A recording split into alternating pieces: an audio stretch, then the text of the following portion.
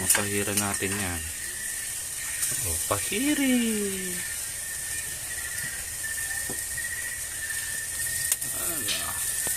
Maligat na maligat. Mabula-bula po.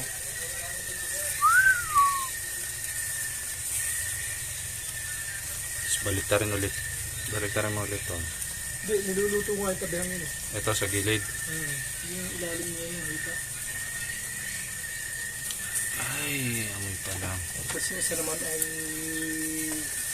ating igaganda ng pisto yan. Makaano dapat yun eh. Ano ito?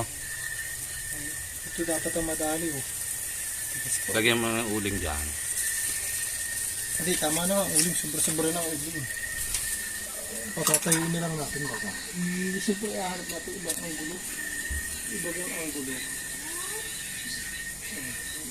Pare,